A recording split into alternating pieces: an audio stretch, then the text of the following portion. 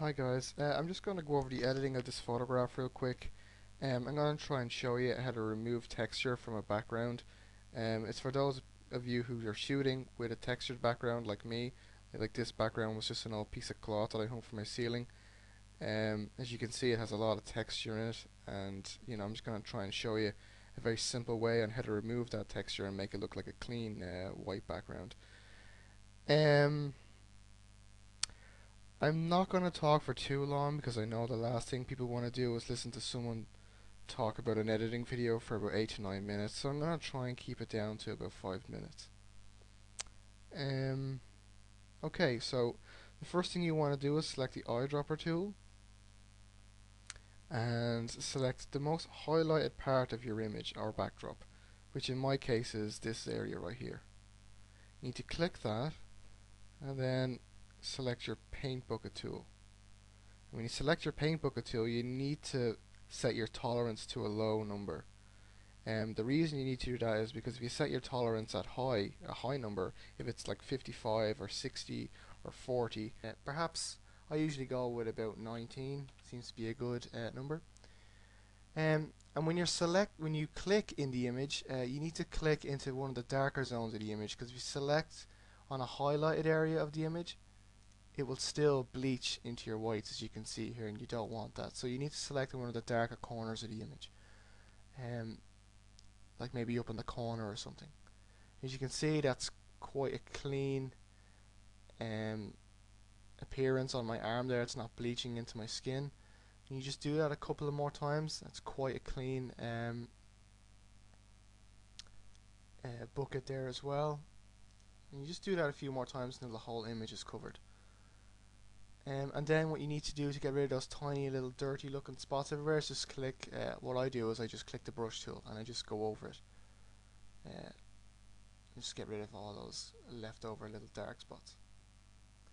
Now, this can really make the photograph look like it was taken, in a proper studio. It can really make it look like your background was pure white, very clean. There is one problem with doing it like this though, because when you zoom in to the into your shadows or into really close to your skin or whatever, it leaves a very hard, rigid edge that you can probably see here. I don't know if you can see it or not. I don't know the proper way to get rid of this, but what I do is I just select my paintbrush tool and I start just ever so gently gliding over the rigid area, and it kind of smooths it out a bit. This actually can take a long time. If you're doing the whole image, it could take about 15 minutes, but just for the sake of this demonstration, I just show you that one little bit so you can just get the general idea.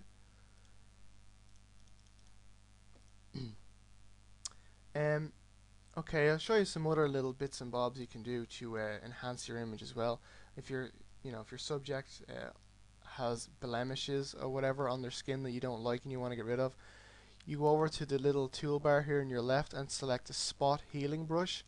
It's a really good tool. It just blends in pixels into the nearest pixels around it. So if you have a little spot like I do here, you just click on it and just move around it, and it just totally gets rid of the little blemish. It's a really good tool for if you're dealing with a model that has a bit of acne, or something like that you do not want. You can just use that tool and that gets rid of it. It's really nice.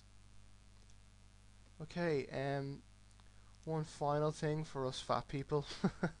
Over the last few years I've put on a bit of weight, so you can use the liquefy tool to kind of make your subjects look a little bit thinner. If the arms are too wide or you don't like the shape of the shoulders or whatever, you can use this liquefy tool to kind of push in areas. I'll show you what I mean. If you just select a large enough brush size, maybe 280, 300 is a pretty good size, and you just start pushing in the pixels in whatever direction you want. I mean, you can push them in, you can push them out, but if you want to make the subject look a little thinner, you're going to push them in.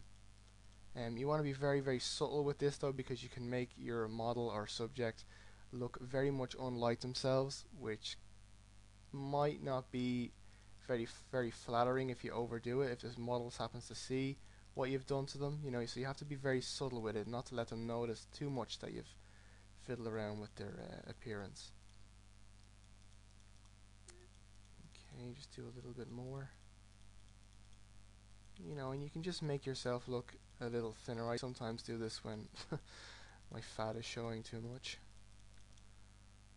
Okay, and you can see now when the results finish, you can actually see the results. You know, if I go back and forward, you can really see that I've took about 2 stone off of me. It's pretty impressive. Okay, that's all I have to show you. I hope you got something out of that.